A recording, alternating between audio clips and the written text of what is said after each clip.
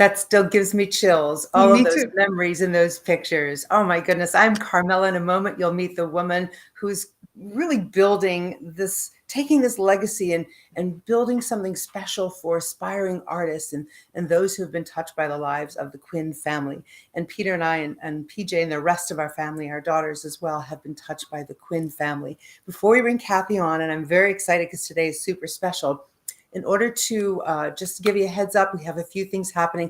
A really special offer from Kathy that she's doing as a gift to all of us. So I'll tell you about that at the end.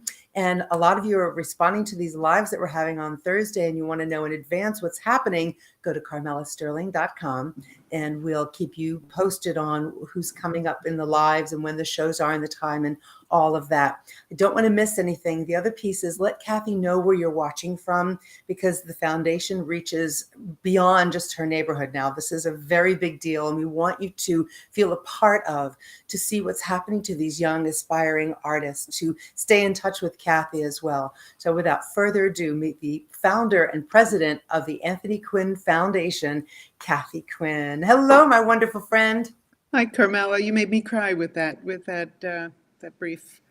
You know, I tried to get those tears out earlier. I was working on that. This is, I don't know what it is, but I have butterflies and I'm excited. I'm so happy to see you. Oh, I'm so happy to be here face. with you. You're beautiful as ever, and your love is as warm as ever. You can feel it right through the computer screen.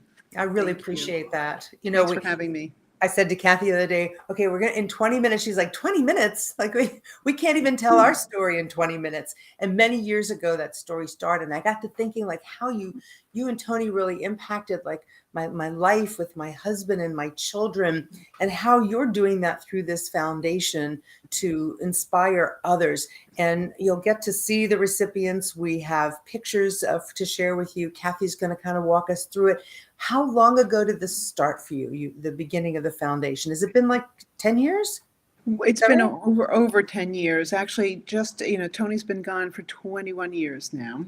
And 21. And after he passed, I wanted to do something, but I really didn't know what. And I set up a children's art foundation because I thought if anybody wanted to give him a gift, for his funeral, that it would go to a children's school. But it kind of went nowhere. It didn't not go anywhere, but it was, sorry, my cat wants to get out. Can I just open them? I'm just going to open the door. Of course. Of course. Get to see our home. We're in the kitchen and there's art everywhere. And I love that you display the art for enjoyment. Let Kathy finish her story, and then we're going to share with you what's happening today. So now we really got it going in 2007. We started the scholarship program in 2010. It's really modeled after his experience of his own life, because he was gifted the assistance of Frank Lloyd Wright when he was a teenager. It was life-changing for him. That's a very long story, but I wanted to be able to do the same, because I realized that even my own kids, as they were getting older, they were getting more internal. They were afraid to be creative. They were afraid to really honor their creativity, and you need that encouragement as a teenager, I think, because otherwise all teenagers want to do is just fit in, and the arts are like food for the soul, and without that, and schools are very lacking. I believe they're starting to pick up, realize that it's so important, but for a while there, it was something, if the parent wasn't the instigator of the kid going out to get dance lessons or music lessons or film, or help them nurturing their passion, it really wasn't happening. So we wanted to do something. It's small, So we help them attend these summer intensive programs So that are really critical to people. Like they go away, they choose the program, they'll go if they receive the award, they go to it's usually away from home, and it's usually 3 to 6 weeks. And so imagine you're in a high school with kids that you didn't choose. You're there because it's your zip code.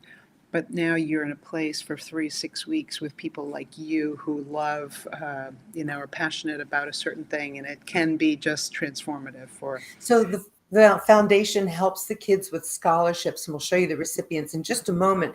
But Kathy does many things: exhibits. You have events. You bring the kids from school; they can come to your home and have hands-on. Is that true too, Kathy? Tell us Yeah, about. so we'll Go there host first, Peter. that program is limited to local high schools because they have to actually get here. So we've had between groups of 10 kids to 30, and they get to do, we call them creative retreats. So we have them here for a whole day. They wander around. I tell them about Anthony Quinn and his life and his journey. They kind of pick one aspect. As you know, he wrote, he acted, he sang, he sculpted, he painted, and so they choose one aspect that inspires them, and they get to spend a half hour, an hour just drawing, painting, thinking, writing, and then we all meet up and we talk about it, and it's so fantastic. So what happens because most people think, oh my gosh, to go to the Quinn's home, their estate, don't touch anything. But that's not what it's like. This is literally hands-on, because I notice in the pictures the kids are touching the books and the paintings and the maquettes and all. And that's a big part. That's a big part of it, because they can go to any museum any day of the week and be told, stand in front of it, look at it. They really don't understand that the point of that too is there's so many objects that are in process and things that invite people to say, can I pick this up? This is so cool. A rock, a stone that's being carved, and to have them see the process of the process of the work. Sorry, Right. Is that noise bothering you? That's my. I don't hear it. Yeah, I Okay. don't hear it. Do you have, so when to they see the see process it, for them is important, because they understand it's not just something. You're in a museum, you see a painting hanging on a wall and it's done, and you don't really understand what went into making this happen. And with his work, you can see the drawings, the sketches, the half-finished pieces of wood that he had all in the barn in his workshop. You remember those? There's pieces of wood everywhere. You know what his favorite thing to do was to take long bike rides, to walk on the beach for hours with the kids and pick things up, and he'd bring it home, and then that would become one of his sculpture pieces. wow. These tiny little pieces, and then massive 8-foot pieces. You know what's interesting though? Many people know your late husband as an incredible actor. I was trying to remember how many films he had actually performed in. It's over 200, I believe, right? So 180. He used to say 180, 200, but he probably did some that weren't released, because a lot of times that happens. You're working on a film and then it never gets released. So Gotcha. 180 documented. I had somebody research that. Wow. And, I remember when we were at your home, and Peter and Tony were in the office, and there were a couple of the golden statues, the Academy Awards in the office. And I thought, and how profound is this? This man has impacted so many lives, touched so many lives with all of his performances. But I knew him as an artist in my 20s. I saw my first Anthony Quinn art piece in a penthouse in New York that was Countess Madeleine and the Hurlings family. They had it up on display, and I went, what is that? And she said, it's Triumph by Anthony Quinn. And I said, what?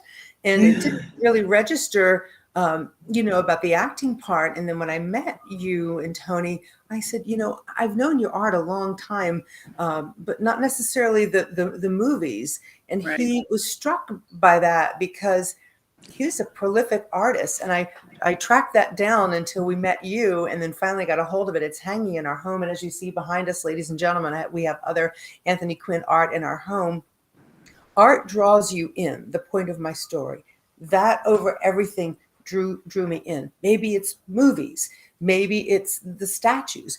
I'm so absolutely blown away, as is everyone else, how many mediums this man worked in. Yeah. So whatever tugs at your heartstrings, it's there. Whether it's all of the books and the movies and the paintings and all of the wonderful pieces that he's crafted and created, we were just mind blown to be able to have that opportunity with you years ago to see all of that art in your hallways and in the garage and in the barn. I mean, he was just constantly working on something, it seemed. Well, I think that's true. He was always working, and to his, I think, great benefit when he was. I mean, he started off as an artist, drawing, being, wanting to be an architect, and acting happened by accident. But once he started making money as an actor, he was advised do that. I mean, it was the 1930s. You couldn't really choose. I'd rather do this. And so he kept his art career started very early on when he started sketching when he was 5 or 6 years old. And throughout his life, he kept doing his artwork, but only for himself. And and that's when people look at all the different mediums he worked in, people are like, well, why didn't he just settle on one? Well, because he didn't have to. He wasn't selling it at the time. He started selling it much, much later. He was 70, no, I think, yeah, 70, almost 70 years old when he had his first show in Hawaii, and they had discovered him. So he had been creating art all these years, and then he was casting them in bronze and marble and doing small wood pieces and working in clay and glass and metal. He just loved exploration, and I think that was to his great benefit, because I think artists, when they're selling, it's very easy for a gallery or their seller to kind of pigeonhole them and say, people are buying this, do more of these. And he didn't get stuck there. So it was just kind of his play. I wouldn't say play like laughing, ha ha ha, fun. He needed to do it. It was his outlet. His And creative outlet. in the So go ahead. I'm sorry, Kath. in the book I gave you, I had a writer write an essay about him as an artist, and it was the first time I heard somebody say that. He said it's something, when you're an actor, they hand you a script, they tell you to read your lines, they put you standing in on a set, so you're creating, but you're within the framework of someone else's head. In the art world, he was his own person, and it was all his own. So it was some expression that he needed to have his individuality. So when you say, okay, so Kathy's foundation, she's the founder and president and has lots of support and supporters. I love that you're helping the kids see what's inside of them, right? So seeing all of these different pieces in different textures, they find what's in them. What do you see in them after they've made a visit to your home? And then we'll go to the recipients in a moment. But what do you see in the kids and these young? Well, those visitors, I think they learn that art is a process, and that nobody has set in their head what kind of art they should do when they're 15 years old. Even as they get older, it's evolving constantly. And so I try to teach them, they'll say, well, I take pictures, I draw, I paint, and I don't know which one to choose. And I say, you don't have to choose, just do what you love, and then one will kind of probably come through as the strongest. I think they learn that. They learn that, I don't want them to come here. One student came and he said, when I get rich, because Tony's collection is probably twice the size of what he created. And this young man said, when I get rich, I'm going to collect artwork also. And I said, Anthony Quinn didn't start when he was rich. He started when he had no money. He just collected pieces that inspired him to create. That's how he learned. He didn't have any formal training, and it was really his collecting that inspired his creating. And he surrounded himself with beautiful things, no matter where he was. And it didn't have to be multi-million-dollar paintings. Could just be, when he was in France, he would go to the flea market. He would just get knickknacks. He would buy masks. He would buy things wherever he was. It was an obsession. He needed to surround himself with beauty, and that was what helped him create. I love that. And people, like everybody he met, he connected with them. It didn't matter where they were from. It just, he had this beautiful connection. We're going to go to the recipients. Kathy, you have awarded the 2022 recipients are already taking, and it's closed the applications for 2023. May we honor everyone with the recipients of 2022 Anthony Quinn Foundation and awards, and let Kathy speak that it's not just painting art, it's art of many different forms, including violinists, ballerinas. Kathy, I'll toss to you. Dancers and musicians and literary arts. These are the recipients of the 2022 Anthony Right. Quinn Foundation. How magnificent. Yeah, we try, we receive applications in literary arts, media arts, visual arts, performing arts, singers, dancers. We try across the different disciplines of the artistic disciplines. And the students who apply are so passionate about what they do, and it helps give them confidence. Some of them come and say, I never thought I could win anything. And, and then they get this funding to help them attend the programs. And it for some of them, it's just life-changing. Others, and it's not a, it's not a disappointment to us if someone wins an award as a ballet dancer, and then 5 years later, they decided not to be a ballet dancer. Being a ballerina teaches you poise, teaches you how to present. It benefits you in all aspects of your life. So regardless of whether you become, a prima ballerina, that's not really the point. I mean, many of them do go on and their art becomes their career, but most of the time it's something that just gives them the confidence. It's a form of expression, self-expression, self-exploration, that a young person needs. I mean, throughout our lives we need that, but I don't know if you remember, there was a quote in one of he wrote, Tony wrote this intro to a book once, and in the quote he talked about daring, and he said, when we're kids, daring is just a way of life.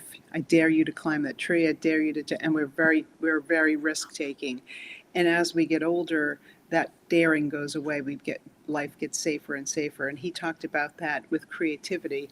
We want to stay safe and do things that we know people like instead of taking risks and being bold. And so he said that's the real challenge as you get older, is to push yourself to take those risks creatively, because that's where you grow. And so we try to get these kids to grow, and it's hard to push yourself when you're a teenager and you have so many other pressures around you. And you've had teenagers, I've had teenagers.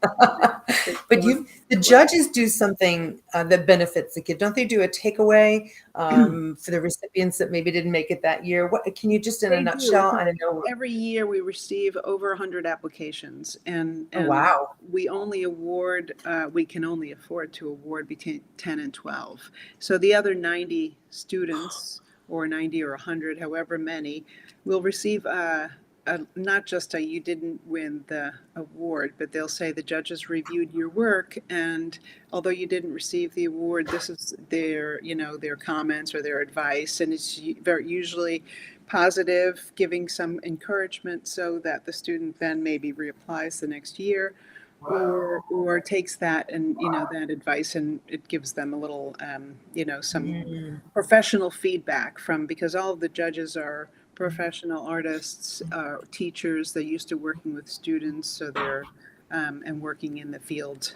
that they're judging in. So it's nice for people to have that outside critique. Oh my gosh, not criticism. It's a critique, which is very helpful for them to grow. You've seen some of the recipients go on to. Didn't someone just get accepted to? Was it San Francisco Ballet? You just showed her. She's dancing with the San Francisco Ballet. She's the first African American to be in the San Francisco Ballet. She's so poised. She just sent me an interview she did, and they come from across the country. And this year we've had 4 internationals apply. We haven't finished yet, but I think 2 from Pakistan have applied. And so it's really wonderful to see where they're coming from. And it's taken a long time to spread the word. That's what I like to do, for the kids. We have to reach out because usually the kids need a teacher to say, come on, you can do this. And so it's really up to their parents or their teachers. A lot of times we've had kids who win and they say, I did it without my parents' knowledge because my parents don't think I'll be successful. So they do it kind of behind their parents' back, which is good. I mean, not good that they're sneaking this, not really, but if they win, we found out that the parents didn't even know that the child was applying to go to this program, Oh my you God. know, and saying we didn't know she was that passionate about her writing or something like that. Well, see, in this, you may find, and I know potentially find, the next Anthony Quinn.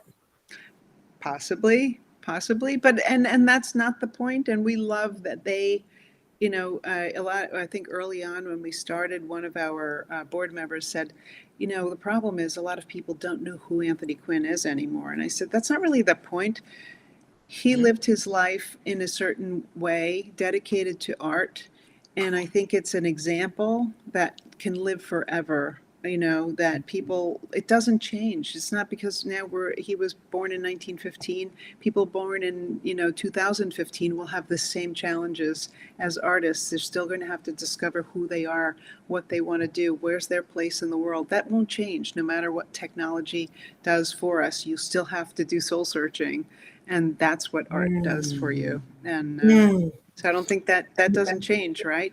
No one could have said that better. That is absolutely perfect. So perfect, because it's true. And for us, we love having Tony's art here. We have you in our life as well. And people are interested in asking. So there are 2 websites for the foundation. Go and see the exhibits, the pictures, learn about the kids, be a supporter, be a donator, be a fan and a supporter of the foundation at Anthony Quinn Foundation. And you will go to aqfoundation.org and you can connect with Kathy there and really just see the big picture. I think it'll do something special for you, enrich your life, and in hand, maybe you'll do something for the children. Kathy's giving me an opportunity now because she knows how much I love the art. And some of you are asking about where can I get it? Where can I get this piece or that? We have multiple prints available. And if you use Carmela 25 code, you will get 25% off your order, your purchase. And what I love about that is you will now have something in your home, and these proceeds, much of the proceeds goes to the foundation. So I love that you're shopping for you. You're still helping the foundation. Kathy, is there anything else in closing that we can do to help really open the eyes of the world? I mean, not only are we out on Facebook and YouTube, we're going to plaster this everywhere because the kids need our support and they need your guidance. You have seen, not only from your own eyes and living with one of the most prolific artists of not only our day, but the future. Because for me, Tony was always one of those master artists that many of us have loved for years. He, for me, is in that category, and also opened my eyes to abstract and bronze and other metals and silver as I wear this necklace so proudly. So what else can we do to help promote what's happening? Well, I think the most important thing I try to spread is I've heard so many people say, well, I'm not an artist, I'm not artistic, I don't get art. And I think that that's such a mistake, because people think art is going to a concert, going to the Philharmonic, going to a museum. Art is around you every day. If it wasn't for artists, we would be sitting here naked, and walking to work every day, because artists and designers design cars, our clothes, our lives are surrounded with beauty, beautiful things, and we take it so for granted that we think arts are very frivolous and not serious, and it can be a career. It can be, people are starting to understand that you need to be an artist and be able to make money. It used to be like, oh, if you're making money, you're too commercial. No, that you have to learn to live. It's part of life. Art is part of your everyday life. If people who they can do things. I used to go into a restaurant with Tony, and he would say, the way a table is set, you can tell how Oh, The people care. There's a little flower on the table. The way that the forks and knives are straight. It was very important to him because those are the little details that make your day. Seeing flowers on a lamppost on a road, that people care to beautify their surroundings. It makes you smile, and so. You have to support artists in whatever way you can. If it's through the foundation, if it's through your local arts organizations, don't dismiss how important it is for creative thinking, for growth, for just the beautiful way we all like to live. Makes people kinder. yeah, yes, for sure. Kinder and loving, and just kind of stop for the moment, enjoy the moment, appreciate it. And you have, you just always will have a special spot in my heart. And I'm so happy to see you today. Thank you for taking the time Thanks to for be having with me. everyone. You're welcome. We'll have to do this again, and maybe, well, we have lots of questions coming in and people interested, just sending them to the website so they can see. But And I hope that you tell me if there's anything, if we want to do a follow up, if you want me to answer any questions, I'm happy to do that for that you. would be wonderful. Ladies and Okay. gentlemen, thank you for joining us today, Love you Katherine so Quinn. much, Carmela. Merry Christmas. Love you too. Merry Bye. Christmas. Thanks, everyone. We'll see you again soon. Bye, Bye. Kathy. Love you. Love you.